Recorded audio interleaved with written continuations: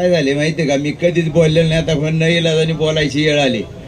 कारण काय आले का, आपण सुजय दादाला का निवडून द्यायचंय, आताची लोक बरीचशी नवीन आहेत. तर मागल्या वेळेला सुजय दादाचे संघ राहुल पाटील आणि मी आणि स्वतः सुजय दादा असं 6 महिने अख्ख्या जिल्ह्यात हिंडलो, 6 तालुक्यात. तर त्यावेळेला शालनताईने आपल्या घरी सभा घेतली, राळेगण फेरपळला आपल्या. तर त्यावेळेला मी शालनताईला सांगितलं होतं दुपारी 1 वाजता सभा झाली उन्हाची. त्यावेळेला ताई म्हणली तुम्ही बारीक तोंड का केलं. अहो म्हणली पहिल्यांदाच वेळ आहे, वर्ग उभं राहिले, वर्ग कसं उभं राहिले आईबापाला कळकळ असते, पोराचं लग्न जरी असलं तरी आईबापाला कळकळ असते होय. म्हणजे सगळी जबाबदारी ही आईबापावर असते. ज्या लोकांनी आईबाप जपली, तुमच्या आमची मुलांची शाळा जपली, ज्या मुलांनी आतापर्यंत ज्या लोकांनी कोणचा नवरा मेला, कोणची बायको मेली, अशा मुलांचं सुद्धा सुजय दादांनी मोफत शिक्षण करतात, मोफत करतात, असं 1 रुपया न घेता. आणि आतापर्यंत 3 गोष्टी महत्वाच्या असतात. काय असतात, एखाद्याला पैसे द्यायचे असले ना तरी लोक विचार करतात हा पैसे देण्याच्या लायकीचा आहे का, तर माणूस पैसा देतो. एखादा माणूस उधार द्यायचं, एकदा उधार देऊन पाहतो, पण तो उधार दिल्याच्या नंतर तो उधारी येईन का त्या लायकीचा आहे का पाहतो. आणि तिसरा मुद्दा आहे मतदार कोणाला द्यायचं, त्यात लोक मतदान देताना चांगल्याच माणसाला मतदान देतो. म्हणून सुजय दादाला 100% मतदान मिळणार आहे. कारण आता काही लोक आहे का, कोणी देवळा झोपत्यान, कोणी दुगदडे झोपत्यान. कारण ही टोळी आहे ना फक्त मोबाईल आहे, तुम्हाला माहिती नाही. आणि आळडू नका बरो, त्यांनी 40 लोक, पारनेर तालुक्याची 40 लोक फक्त व्हॉट्सअपला ठेवलेली आहे. प्रत्यक्षात मतदानाला काही नाही. जामखेडला जा, कर्जतला जा, पाथोड्याला जा. मागल्या वेळेला मी ताईला सांगितलं होतं जामखेडचं लीड किती, श्रीगोंद्याचं लीड किती, पारनेरचं लीड किती, नगर जिल्ह्याचं.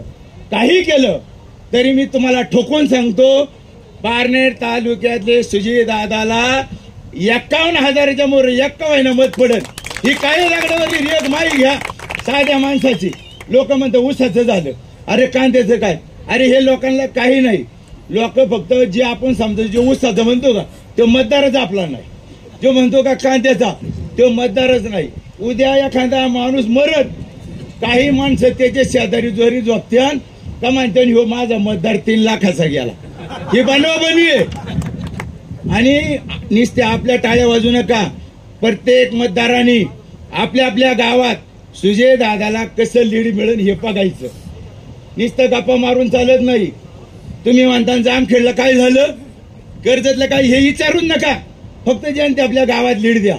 तुम्हाला सांगतो सुजय दादाला मागल्यापेक्षा जी 3 लाखाचं लीड आहे ना त्याच्यापेक्षा 50,000 गोव्याने लीड काय दागडावर हे लिहून देतो.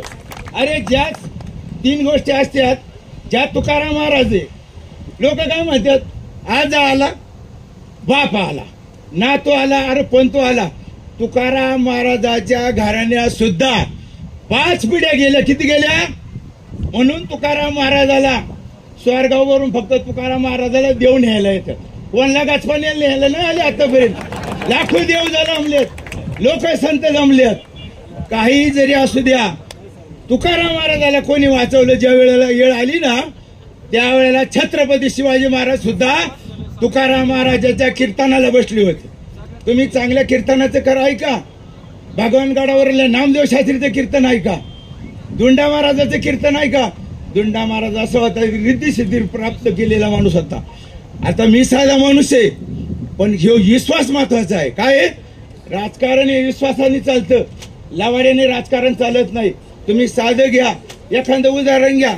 एखाद्याला पैसा जरी दिला तर लबाडीने परपंच चालत नाही, लबाडीने पैसा चालत नाही.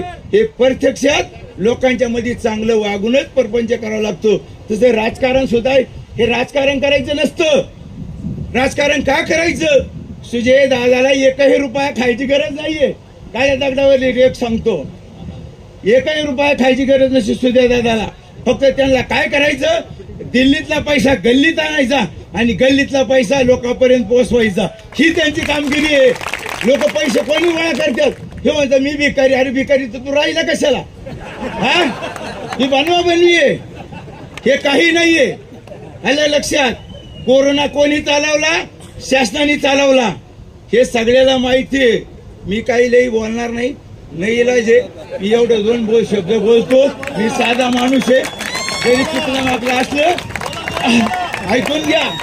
आता तुम्हाला सांगतो, आता नाही इलाज आहे. आता इथे आता फक्त आमच्या गँगमध्ये आहे का?